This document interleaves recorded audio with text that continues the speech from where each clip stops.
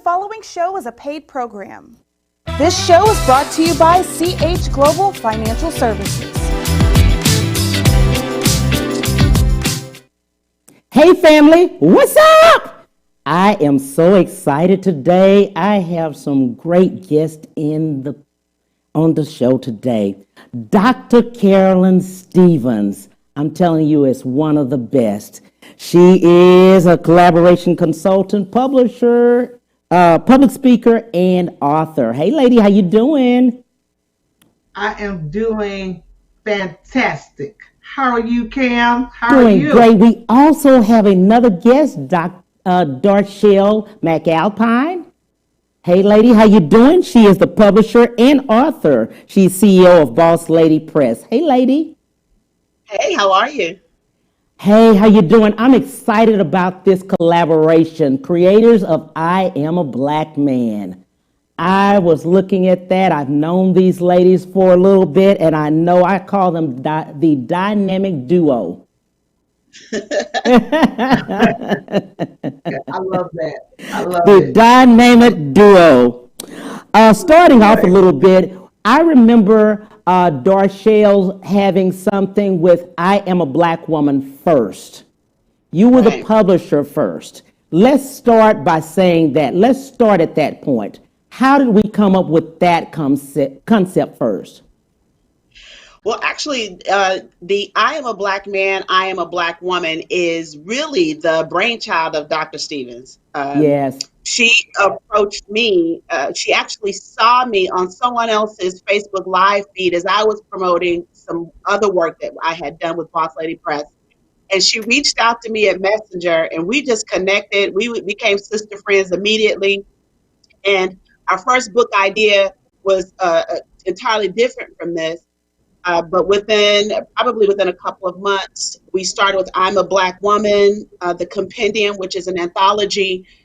We have, I think, 13 to 14 Black women talking about their experiences as Black women. And that led us, we thought about, particularly Dr. Stevens said, look, each one of these stories, somewhere there's a man involved, whether he was a perpetrator, whether he was a protector, whatever he may have been, there was a man involved. So we need the men to answer back. And of course, with that, I Am a Black Man, Ascension of the King was born. Sounds good. Dr. Stevens, you just jump in here. I see behind you, I Am a Black Woman. That's all the time. Hey, that's all the time. That's all the time. How did you come up with that concept? And let's just talk about the Black woman first. Okay, so, and thank you, Cam. So I'm a therapist. I've been a community therapist now for about 7 years now. So in working with 98% of my clients are Black women, and I started to do some correlation. So all of these women had dual diagnoses: ADHD, PTSD, bipolar disorder, and they all had that. And I knew that these diagnoses didn't come about because they were born with it or they inherited it. It was my belief that these women were diagnosed with these things because of their traumatic experiences they had in life, such as molestation, abandonment, things like that, abuse. So I said, well, in conjunction with therapy, these women need two things. They need to have an opportunity to talk about their stories and to do it in an environment where they could feel safe. And number two, they needed the support of other Black women. So as Darshell stated, she and I came together by divine intervention, and we created the I Am a Black Woman, the compendium book series. But halfway about in doing that, after listening to these women, and like she said, all of them had a man in their life in some capacity. And I didn't want to create a project where we were continuously indicting the Black man, but I felt like in order for us to heal, we needed to hear from Black men. We needed to know why. We needed to understand, why did you leave your children? Why did you abandon your home? Even, why are you an abuser? We wanted to open ourselves up now and open our hearts up so we could hear the why. And Wow. so, Darshell and I came up with, well, we're going to open it up. We're going to get the men to talk about in a very non-judgmental environment. Tell us your story so we can hear the why, so we can understand, and that's going to create a level of cohesiveness between Black men and Black women.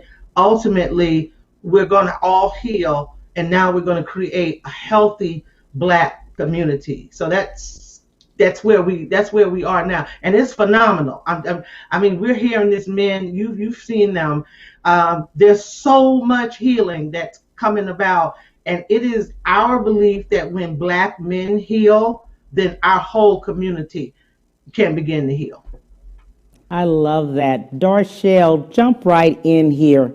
You being a publisher of books, why this project?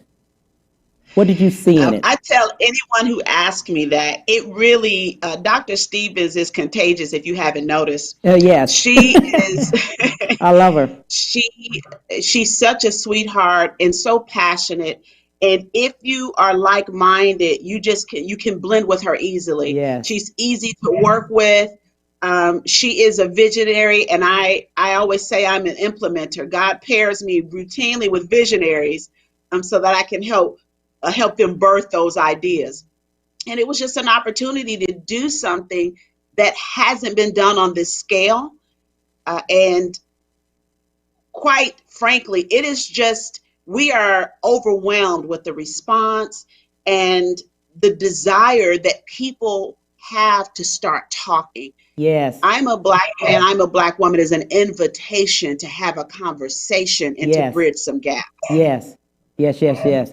I totally agree with that. I totally agree with both of you, because in this time, it's so prevalent. It's at this moment, it's present, I should say. Right. We need it now. It's a now invitation for everybody to talk, especially with the George Floyd issue, and especially with just racism and other things that are happening. Dr. Stevens, what did you see when you saw that? Oh, what you mean with the George Floyd? Just and your project itself, I Am a Black Man. Just to see that Black man, just to see him in that whole the situation. So here's how divine this project is. So Yes. let me just take a step back and say of Darshell. First of all, she is an absolute godsend. Yes. Because I come up with a vision every other day. So let me just say, I was looking real truthful, and I know I'm like that. And she's just, we work together so well because I have an idea every other day, and she's like, okay, okay. So she is truly a visionary's dream, because she doesn't turn anything down. She'll just say, okay, we'll work it out. So I have to say that of her, and this we work together really, really well. Honestly, this book was supposed to launch before George Floyd. Yes. We had no idea about COVID, about George Floyd. It was supposed to come out before then. But then we had that. You know what I mean? Then we had that. So I say this book is coming out in divine timing. Yes. It's what God wanted. It was beyond our control. And George Floyd, we know, is not the only incident. Right. I mean, we've been 400 years of being oppressed. Yes. But I think that what happened with the George Floyd incident is that Black folks just got tired. We just said enough is enough. Yeah. That's just blank. And so the book is just landing at a time when Black men who have been oppressed, who have been muffled and stifled, because honestly, with the feminist movement, with Black women, we have been afforded opportunities to be able to be vocal, to be able to be verbal on a level that I believe that Black men had not had. And so Darshell and I decided, listen, we're gonna, because we do have another book coming out after I'm a Black Man, but we said, look, let's just push that back and let our kings go forward. This is their time. This is their story. You know, let's just think about if George Floyd had been afforded an opportunity to tell his story before all of this happened. He was not given an opportunity to really tell his story, to talk about his childhood and those kinds of things. But think about if he had been given that opportunity, then he may not have gotten what he got. You see what I'm saying? Right. And so we just say, hey, Black men now, we want to give you the platform. We want to hear from you. And here's the amazing thing, Cam. As Black women, we are listening. We're saying we are listening to you, Black men. We want to hear from your heart. We don't want to judge you. We don't want to call you names. We don't want to marginalize you and criticize you. We are with you, and we are here, and we are listening. And tell us what it is that we can do to help you to be in your rightful position. And Darshell and I both believe that. So the project is just coming at divine timing, and we've created an atmosphere where men can feel comfortable now to be able to communicate their heart, talk about their struggles and their problems and the things that they have endured. And the thing is, men are safe. You're safe with us. It's okay. You can because of it. As a matter of fact, we're celebrating you because now that you're healing, now you're going to be a better dad, you're going to be a better husband, a better brother. You're just going to be a better everything. Yes. I love that. Darshell, jump right in here. You all have had podcasts about this. You all have talked about this. I listened to one that was very good. Shout out to Melvin, who he was on one of them, and I say his name because of the fact he was very vocal, he was very honest, he had a lot of things that men are thinking. Darshell, what did you learn from just listening to him or other men that were on there? So my role, in my role, I get to see these stories before anyone else does. Yes. I get their manuscripts when they're raw. And so I'm rolling through the stories and I'm feeling and I'm hearing. What's unique about this is when we've done the podcast, and it's the second time that it's happened, during the podcast, one of the authors will share something publicly that they've never shared before. Yes. It happened with my friend and my brother, Farrell Phelps, when we did the King Charles show in Arlington, Texas. And it happened again with Melvin when we did the podcast last week. What we're finding, and as Dr. Stevens said, is we are beginning to create this comfortable place, this couch, if you will, where our brothers can sit down and have a conversation. And what we're learning is that they're experiencing much of the exact same things we're experiencing, but the myth, the lie, the narrative has been that we're different and we can't connect. What we're finding is, again, that's untrue. Yes. We are connecting with our brother. We are creating a space. And we've been asked, how could two women do this? I mean, it's guys talking, they're being personal, but who better to open the door and say, I want to hear you. We want to hear you. And that's what you're beginning to see. So we're learning from these men that we have like experiences, that we really are one. Yes. But we've been told that we aren't, that we don't get along, that Black men don't care about Black women don't care about Black men. And we've had episodes of one of the authors on the Next Level book actually came out and said, look, I want to apologize to my brothers for putting my foot on your neck like society has. I want to say that I'm going to change how I interact with you. I'm not going to speak disparagingly against you. I am going to hold you in the highest esteem. So it's on a small scale, but what we hoped would happen is happening. We are changing the conversation.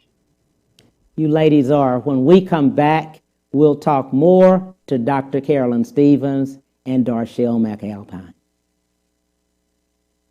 We'll be right back to the Cam Hill Show after these messages.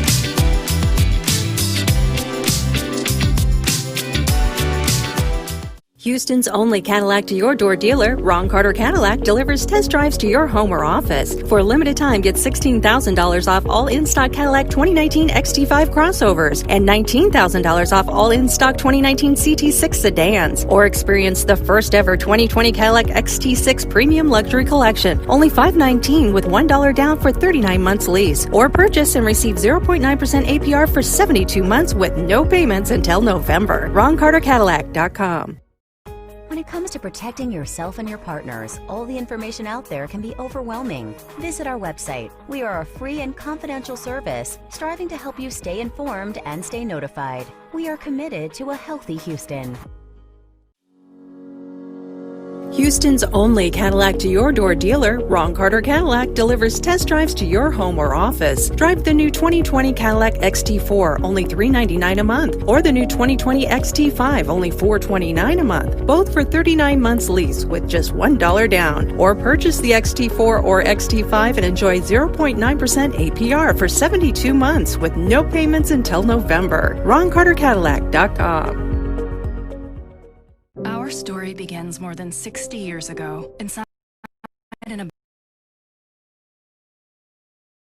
abandoned healthcare. So she said no to this injustice and yes to transforming lives. It's this drive, this compassion that inspired AARP. Today we empower people to choose how they live as they age. We advocate for health and financial security. We strengthen communities everywhere.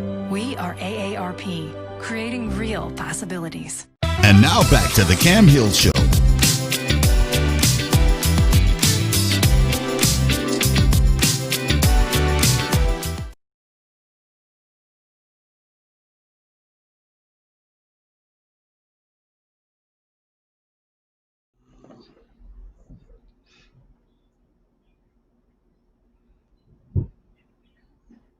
You hear me?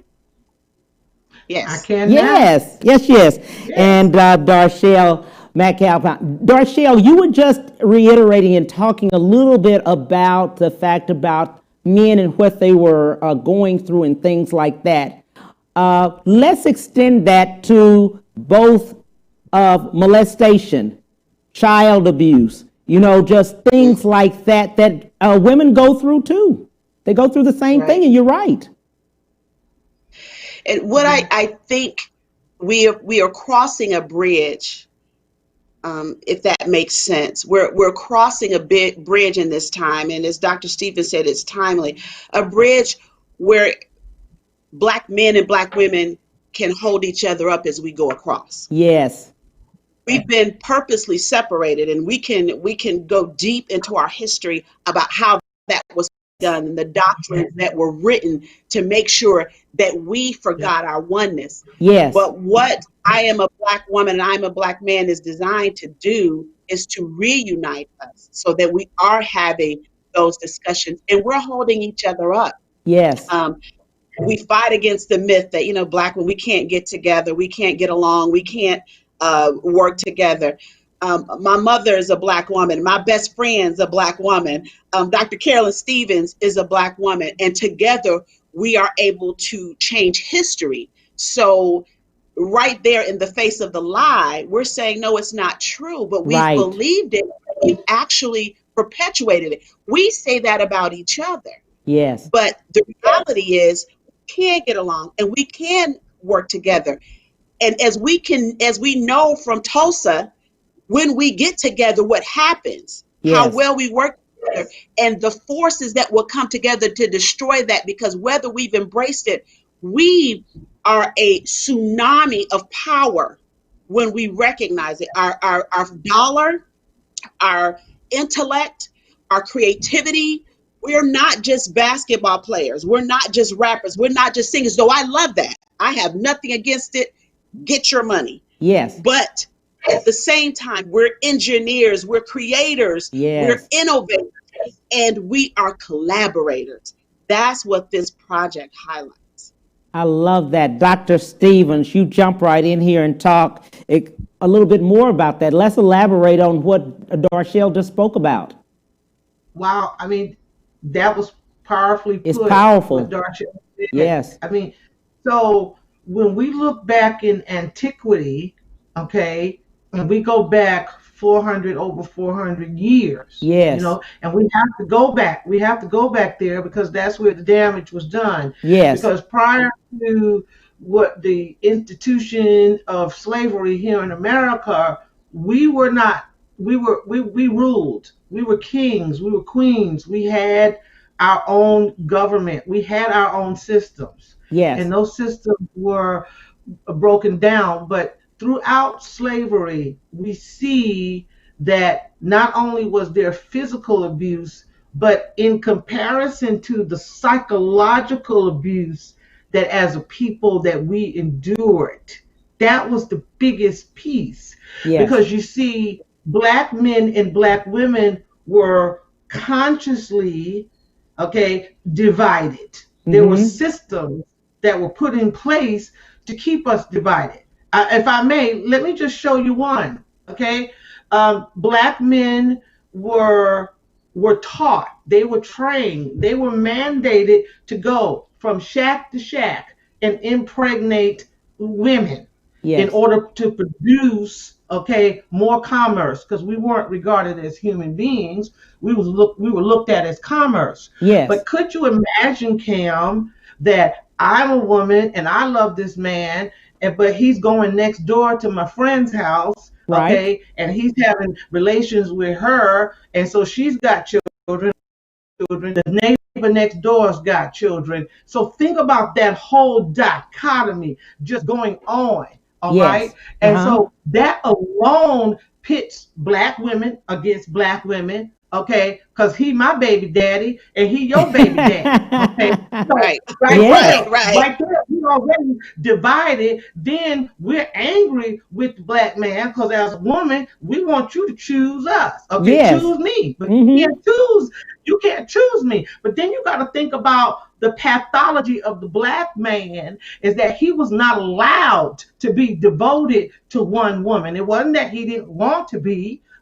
But he wasn't allowed to really be devoted to one woman. In fact, if he wanted to marry one woman, he had to, as a child, he had to ask permission to be able to marry his woman. And if he acted up, they would pull his woman away from him and take her across down the road to another plantation. So if you could kind of get in the mindset of what that may have felt like as a Black man, that you had to stand by, and at night when you got that tap on the door and you knew that that was the white master coming to rape either your daughter or your wife, and as a man you can't say all of your instincts to protect your family in order to be able to survive, you can't say anything. And so that has carried on throughout today when we see that Black men are ambivalent about standing up sometimes, about talking, about saying anything, because he was taught from his great-grandfather and his grandfather, if you want to stay alive, boy, you keep your mouth shut.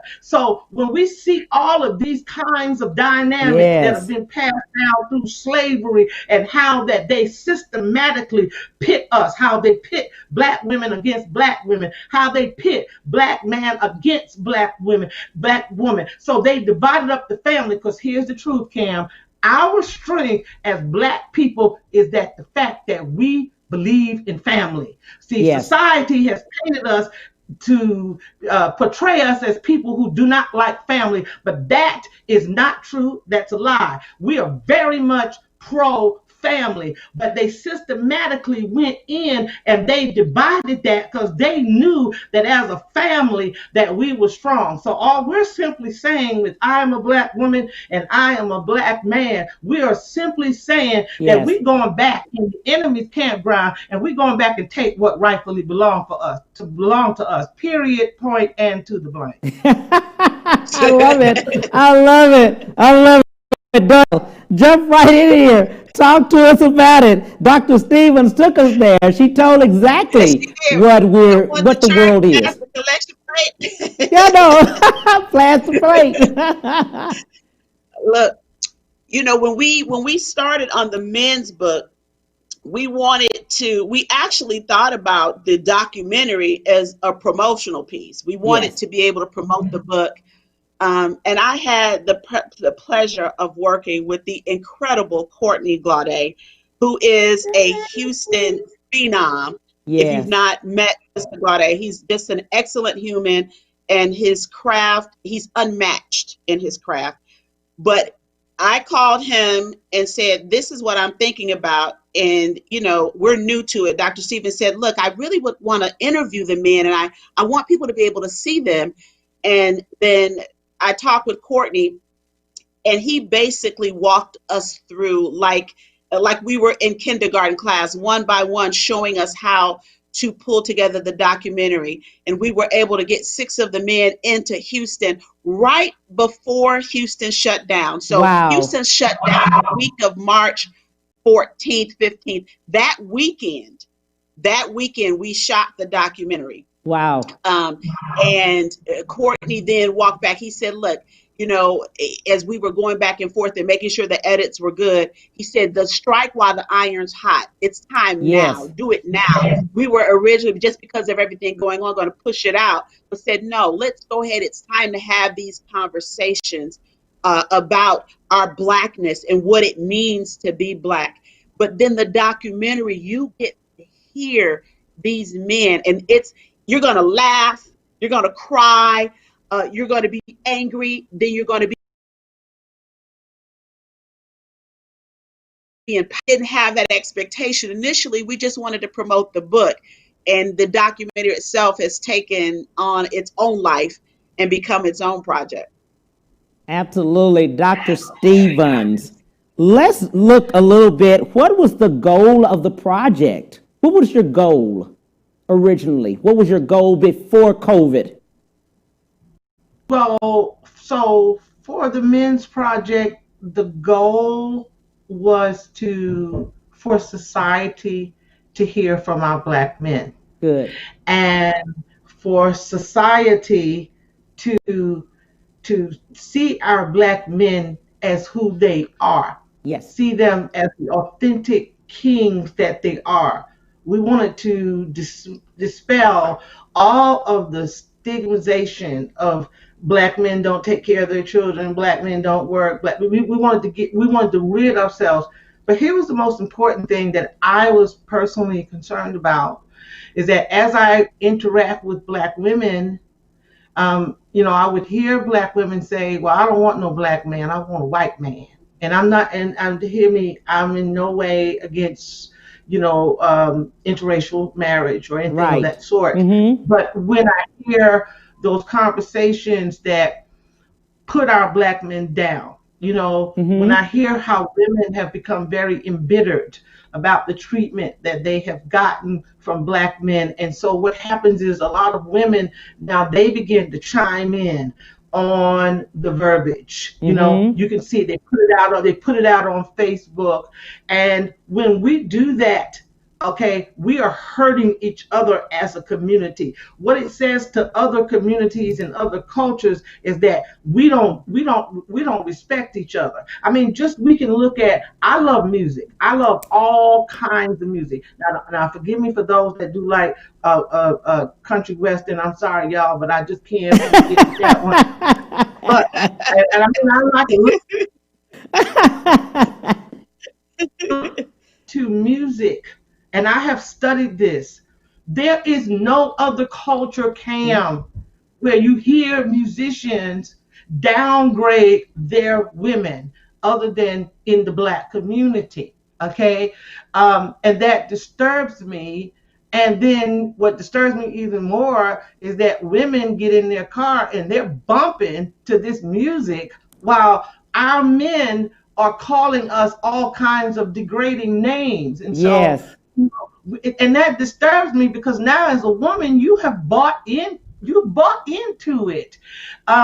And so it's very clear that there's this level of disrespect within ourselves. I am more concerned about what's happening within ourselves first. Okay. And so, for me, I wanted the project to say, hey, Let's stop disrespecting each other. Okay, black men, black women, look, we need each other if we're going to build a strong community, if we're going to have any level of fortitude so that other cultures don't see us as weak and don't see us as disrespectful. They need to know that, hey, we stick together. Okay, we are one. And so that's ultimately what my hope was for the project. But after COVID, and what Darshell and I are seeing now is beyond our wildest dreams, because wow, when we see these black men that are coming out and they're being transparent and they're saying, hey, this, I've been molested, I've been abused, I've been hurt, this is how I feel. Right. And they're being transparent about it. And they're saying, this is why I acted the way that I did. This is why, I had 4 or 5 women at one time. And now women are like, oh my God, now we're understanding where our men have been. And I know for me and the conversations that I'm having with other women, we are now healing because we can say, finally, y'all talking to us now. And we get it.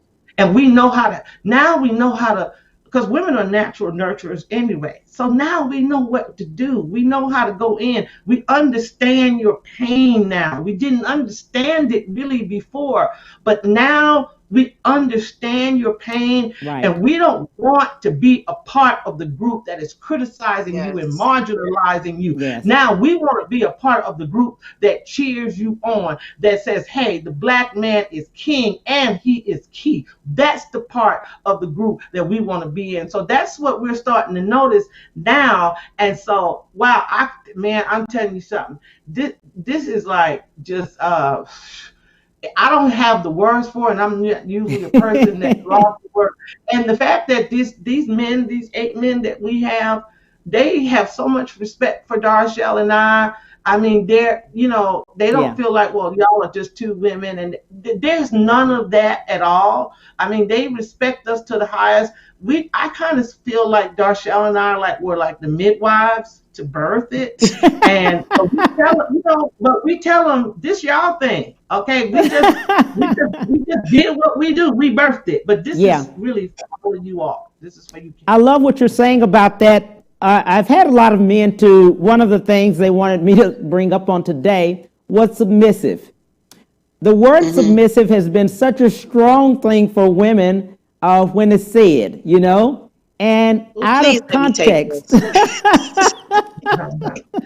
Oh boy, that word right there. So Darshell, I'm gonna let you expound on just the word submissive, and really not just just the meaning of what it should be. Not somebody overruling somebody. I think the word is used in an unhealthy way. Yes. As a means to subjugate. Mm-hmm. And some of that, anytime someone is looking for the complete submission of another individual, it has to do with that person's lack of power. Yes. I cannot control, I cannot overrule, and I don't know how to collaborate. So I just want to put the hammer down. Mm-hmm. The beauty of submission, if you believe it or if you don't, the beauty of it is you get to choose who you submit to. So sometimes our picker is broken and we pick incorrectly. And so we end up with someone that is not aligned with our goals. As a woman, and I this is my second marriage. I was married to a preacher the first time. And he did a lot of craziness at one point. And during that crazy period, I remember a conversation where he turned and said to me, you're supposed to submit to me. Now, I'm not going to tell you what I repeated because it wasn't sanctified. But what I'm saying is, at that point, the phrase was used not as a means to bring me alongside, but as a means to crush me. we have to understand that we are submitting to each other. And if you are using biblical principles, the text says your body is not your own. Man, your body is for that woman. Woman, your body is for that man. There is a joint submission. We forget that God's not just telling women to submit. He's saying submit to one another. Check the text, exegete, read it. Get your Hebrew, get your literature together, get your Greek together, go in and look at it. You're going to find out that the words there do not mean that women are to be treated like children. I read an article the other day where in Russia, they were fighting against taking domestic violence out of the home. They were advocates for domestic violence because they felt that a man had a right to beat his wife. That is not what the text says, but there are women who believe this is a man's job, this is a man's place, and I need to put myself under that.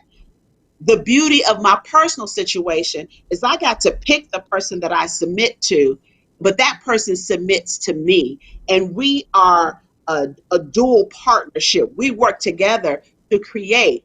Now, make no mistake about it, and I said this before, I am a strong woman. They do not call me the boss lady for nothing.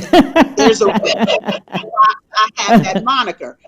But in my home, I defer to my husband.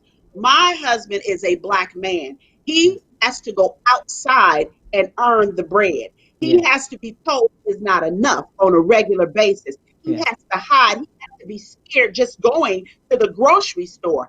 If he gets pulled over, he's got to be scared. A man that wants to stand up and fight back, he can't show machismo or bravado or ego, or he will be crushed and killed. So when he gets home, the last thing he needs me to do is crush and kill him. So in my home, I create that I revere. But likewise, that relationship is reciprocal, and he creates for me a place where I am safe and taken care of. That is the beauty of submission. Ooh, we will be, when we come back, we've got to talk to these ladies again. Ooh-wee. That's good. We'll be right back to the Cam Hill Show after these messages.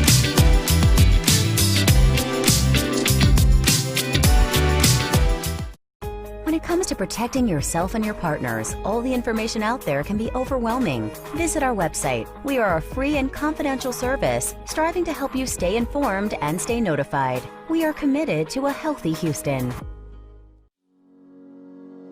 Houston's only Cadillac to your door dealer, Ron Carter Cadillac, delivers test drives to your home or office. Drive the new 2020 Cadillac XT4, only $399 a month, or the new 2020 XT5, only $429 a month, both for 39 months lease with just $1 down. Or purchase the XT4 or XT5 and enjoy 0.9% APR for 72 months with no payments until November. RonCarterCadillac.com. Our story begins more than 60 years ago inside an abandoned chicken coop where our founder discovered a retired teacher living, no home, no health care. So she said no to this injustice and yes to transforming lives. It's this drive, this compassion that inspired AARP. Today we empower people to choose how they live as they age. We advocate for health and financial security. We strengthen communities everywhere. We are AARP, creating real possibilities. Houston's only Cadillac to your door dealer, Ron Carter Cadillac, delivers test drives to your home or office. For a limited time, get $16,000 off all in-stock Cadillac 2019 XT5 crossovers and $19,000 off all in-stock 2019 CT6 sedans. Or experience the first ever 2020 Cadillac XT6 Premium Luxury Collection, only $519 with $1 down for 39 months lease. Or purchase and receive 0.9% APR for 72 months with no payments until November. RonCarterCadillac.com.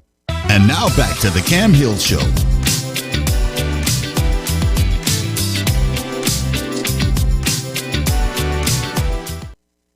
Hey, thank you, family. We are here talking to Dr. Carolyn Stevens and DARSHELL MCALPINE. Ladies, oh my God. Hey, ladies, how you doing?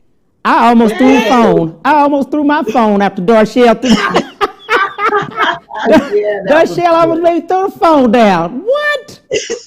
Oh my God. Yep. Dr. Stevens, jump in here and let's talk about family, because both of you ladies speak to the women and the men. And you make Yes. it so positive. You always use terms of endearment, which I love from both of you, queens and kings. That's what you always say. Dr. Carolyn Stevens, she will say, good morning, queen. Good morning, king. Darshell the same way. Dr. Stevens, why is that? Why do we have to remind Because each other that? we do. And so, in therapy, we call that, Cam, forging a pathology. Yes, So, a pathology is a mindset, and you have to retrain the brain. And yes. in order to retrain the brain, your vocabulary has to be different. And Mm-hmm. so the Bible says, so a man thinketh, so is Mm. he. So we have to change our thinking so that we become what we say. So we do make it a practice to address our men by king and Mm-hmm. to address them by queen, even if they may not be acting like that at the time. But I mean, that's just keeping it real. Sometimes, but the more you get that instilled in your pathology to know this is who I am. And sometimes what happens is when you begin to recognize who you are, it innately gives you a level of accountability. Because Yes. once you accept the fact that, you know what, I can't be out here acting like this because I'm a Yes. queen.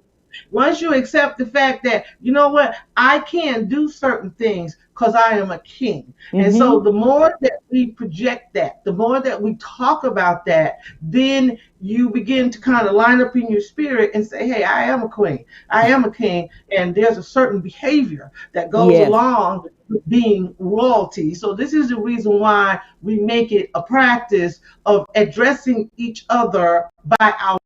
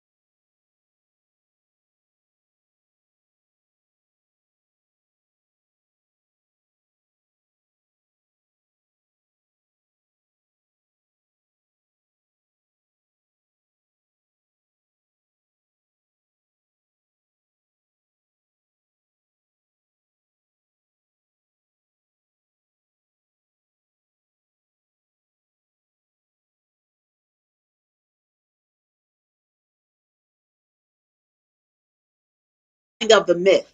Yes. We are unapologetically who we are. Yes. We've had to forge Yes. a way in the Yes. wilderness. Yes. We had to make bricks with straw. Yes. We were forced to go get that last bit of oil and that last bit of meal Yes. and pull it together and feed the community. Yes. We were counting on the multiplier, the great healer, to multiply those fish and those loaves in our community. Yes. We had to depend on the divine and our ancestors to come in and gird us up. Yes. Because we did not, and even today, as we see support mounting, we don't have the full support of those around us. And here's what is unique. We look different. When I walk to the store, when I sit around the CEO's table, I am invariably different Yes. than Yes. everyone else that is there. Yes. I cannot hide who I am. I cannot pretend I am not Black. I have had people tell me, you're so articulate and Yes. your race, as if to say we're stupid and we can't communicate. Right. But we are wordsmiths. We are intelligent. We are walking into this place. And so we refer to ourselves as kings and queens because we are preparing to walk into a kingdom. Yes. So understand this. When a king is birthed, there are groups of people that train that king or that queen to take the throne. Yes. There are things they must learn and hardships they must endure. Yes. There's etiquette that they must be trained to understand. They need to learn to negotiate, to be able to communicate. They need to learn introspection, and they need to be able to look at a situation and assess it and make right choices. Yes. And be able to direct. Yes. So when we refer to each other as king and queen, I am calling you into your kingdom. Yes. I am saying to you, I recognize the king and the queen in you, and I am beckoning you with those words. I'm changing your Yes. mindset. I'm telling you, get here because I'm waiting here for you to get into your seat. Yes. We are at a place now where we have to get into our seats. Yes. They've been vacant. And here, it's not that we've not done it over time. We can talk about Tulsa. We can talk about the many times in history. Even Philly in the 80s. Come on Yes. now. That wasn't that long ago. I Yes. was in high school where bombs were dropped on Yes. a bomb on American soil. Yes. Not it done on purpose to annihilate Black people who decided to band together and be strong and make decisions and walk into their place. So it's not that we haven't throughout time continued to come back to that place. It's that routinely we have been made to fall apart. We've been crushed purposely. Systems, and not just the words, systems completely designed to destroy us. I had Yes. a conversation with my son today as we talked about our judicial system. I said, here is my problem. We are asking 12 people to make unbiased decisions. Yes. When humans don't make unbiased decisions anyway. Number one. Two, we are looking at a system that is specifically designed to subjugate us, to crush us. Yes. If Yes. you Yes. can Yes. keep taking Yes. our men, and not just our men, now our women out of the home, who's raising our children? Yes. Then they go into the system. And I know for a fact that the system is not designed to protect us. Yes. A person who doesn't look like me is going to get more favor because, again, I can't walk in the room and pretend I'm not what I am. Yes. I can't walk in the as soon as I crack the door, as soon as I sit at the table, and I've seen it over and over again in interviews, when I sit around the table, when we're legislating, when we're talking about making decisions, I have seen people discount me because of the melanin in my skin. Yes. But Yes. I thoroughly enjoy sitting at that table and waiting and watching, Yes. and then opening up and letting them know we are here. We're here. I am a fixture. Yes. And I am a part of this process, and I will not be discounted because your ancestors raised you to think that I was less than. because I have more melanin. When you don't realize that that empowers me, that that is a gift to you. And if you Yes. don't know what to do with the gift, it's okay. I'll take that gift amongst my own people and we will raise up and do what is necessary in this time. We are a force. I say it all the time. We are a tsunami in the earth of power if Yes. we are a collective. If we are one, we can all eat. We can work together. We can collaborate. We can do this together as a unit if we keep having these conversations, being transparent and talking to each other. We can get to where we need to be. Absolutely. Doctor, I know, I'm about to throw the phone down again, I'm telling you. Darshell, what would you like to leave with the people? We're at the end. What would you like to leave last words on this project, as well as women and men? The one thing I want to remind you is to go to www.bossladypress.com and register for the documentary, which will be premiering this Sunday on the 12th at 3:00 p.m. Central. Go in, get that invite, support us, share it, support us, support this movement. And this is something I always say, and you've heard me say it, we can all eat. I do not have to steal food off your table to put food on mine. We are one. We are collaborative. I may be a book publisher, but I'm happy to share with other publishers. I may be a writer, but I'm happy to work with other writers. I am a Black woman, and I'm happy to work with other Black women. I'm happy to work with my people. I am happy to collaborate with you. We are one. Ooh, love it, Dr. Stevens. I'm going to concur with Darshell. Please click on that link, register for the phenomenal virtual book launch of the year, I Am a Black Man, Ascension of the Kings. We want you to be there. We all need to partake in that and celebrate that occasion together. I want to say to everyone, let us all rise up together. Yes. Okay? We are so much stronger. Yes. We are so much stronger together. We Yes. can't do it alone. We were not designed to do it alone. And so I'm just going to simply end by leaving you with our I Am a Black Woman mantra, which simply says that I rise, you rise, and we rise together. Let's just do it together. And it's a beautiful thing. Black is a beautiful thing all day long. And let's just keep on being beautiful and keep on being powerful. Woo! I'm telling you, this dynamic duo, I told you all what they were going to do. I told you. Ladies and gentlemen, I present to you Dr. CAROLYN Stevens and Darshell McAlpine, creators of I Am a Black Man, I Am a Black Woman. Thank you, ladies. I appreciate you. Love you to death. Oh, thank you. Oh, my God. Thank you. Thank you, King. We appreciate you. Thank you. Yes. It was beautiful. On tomorrow, you all do not want to miss it. I have a great friend of mine, John Cruz, who is coming in. He is the CEO of Phil and Derek's. You got to come back on tomorrow. Thank you for the Cam Hill Show. I appreciate you. Bye.